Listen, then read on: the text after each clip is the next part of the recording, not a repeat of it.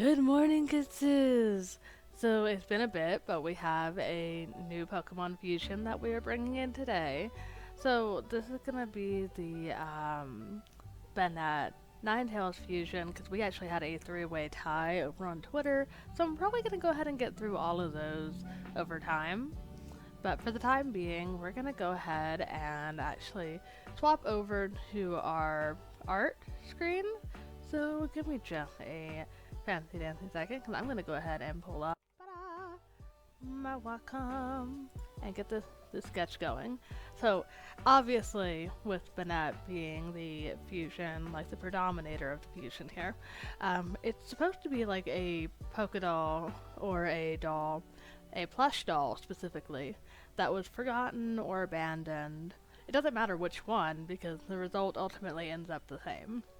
It ends up being a Banette, which is really interesting whenever you take into consideration that it's quite literally just a evolution of Shuppet, and it makes you wonder if Shuppet is just like the practicer to the Banette.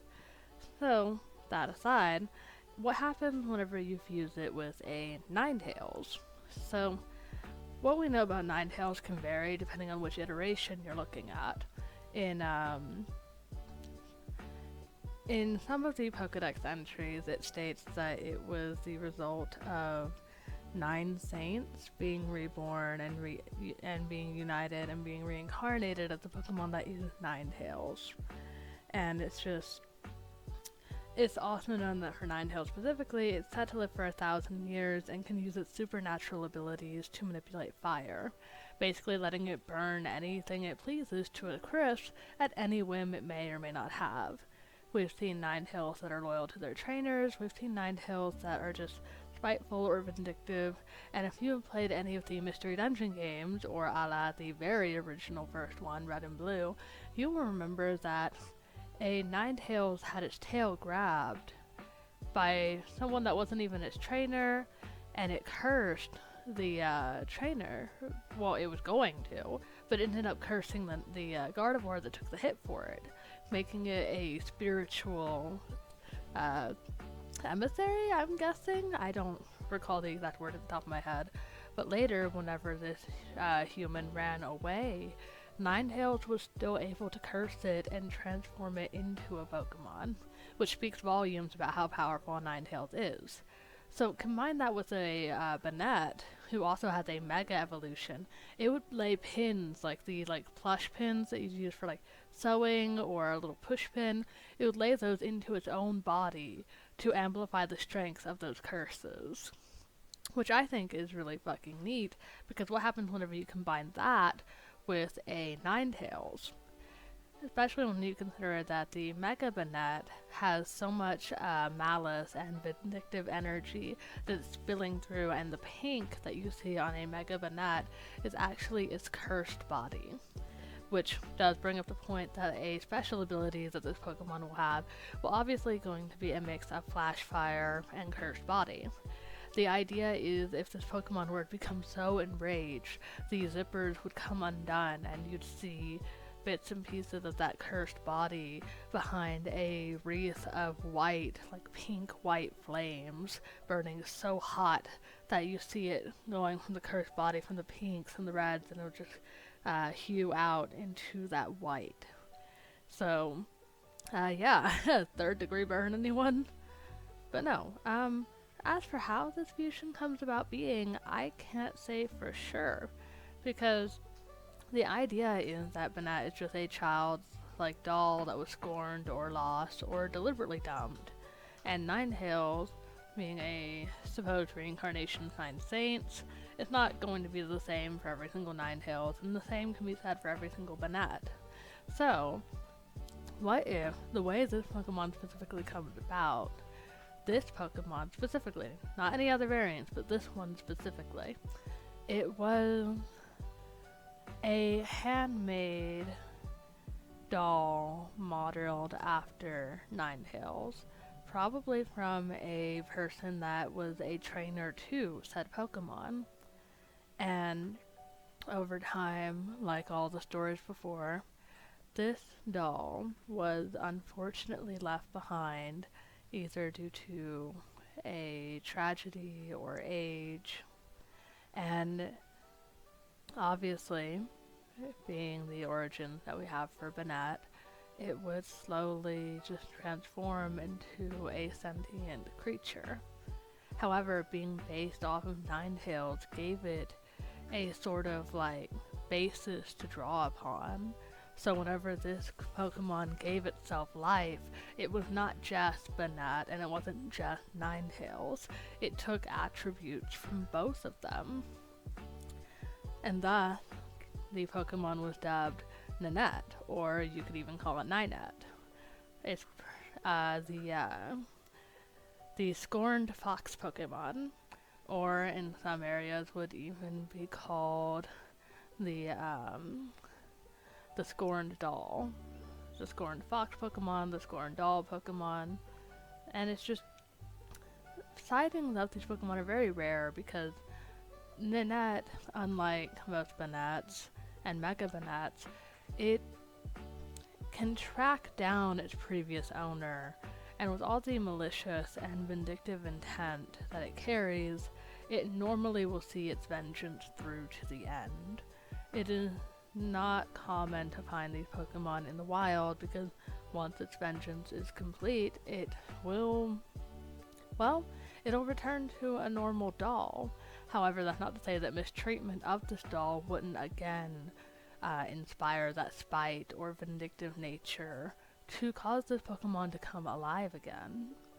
So long as its tormentor or the person who forgot it still wanders around, this Pokemon is still active and alive. So, these Pokemon are not, I would say, long-lived, but they are very determined and very good in battle if you're able to keep them focused on the battle and not its sole vengeance. It is to say that it has many zippers across its body, and you can see some of the cursed body from Banette's influence spilling out to mimic the nine-tailed mane and chest fur. So it's also got something I liked doing is I like taking the eye and flipping it upside down rather than having it upright. That way it sticks with the kind of vulpine nature. As far as design goes for this Pokemon, I really wanted it to be more plush-like. It definitely looks cute. I would want it, even though that would probably mean I'd die, but whatever. It looks pretty neat. It looks pretty fucking cool. This Pokemon is going to be a ghost fire. I like the idea that there are some moves that look like they're fire type moves, but are actually pure ghost types, as a callback to this Pokemon being super with all of its supernatural abilities, you know? So I also wanted the zipper on its mouth, the mouth zipper, to look more like a smirk. So it would always have this fox-like grin on its face that makes you think that there's something going on here. And even in the cursed body, you could see where I was trying to make it look kind of wispy flame-like. So going back over it, I would say that it hits all the dots, the T's, and the I's quite well for what you would expect from any fusion of Banette. That's not just, I feel like Banette and Mimikyu are really close, but I really like how they do mimicry of Pokemon if you were to fuse them.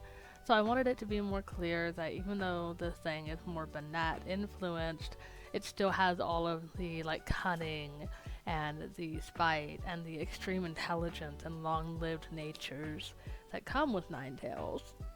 So even though this Pokemon can seek out its vengeance quite easily, it'll either return to being a doll, right? Or in some cases, if it takes too long to be able to track down its previous owner, it will become sentient enough to realize that once it tracks down its previous owner, seeks out its revenge, it will no longer have the means to stay alive.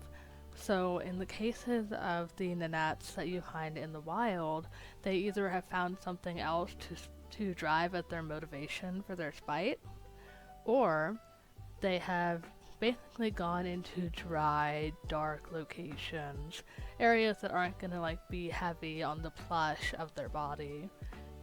I would say maybe old buildings or not caves because caves are they're too damp. And then so maybe there's like the old abandoned buildings. I wouldn't say a forest area. There's really not a lot of dry locations you can find this Pokemon.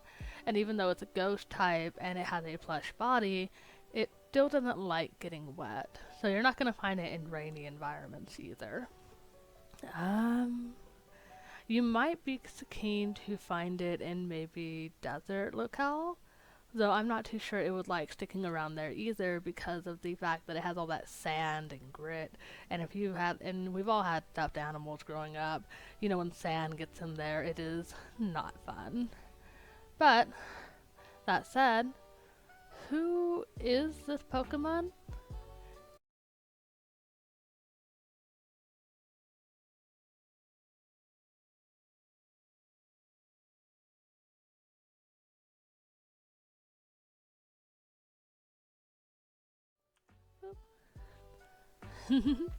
Thank you so much for tuning in with me today, Kitsus. I'm sorry about that small delay. Things have been kind of crazy on our end. But thank you so much for tuning in today. We are still going to do the other two Pokemon that basically got tied out on the Twitter poll. So, that said, I will see you Kitsus next time. Bye bye.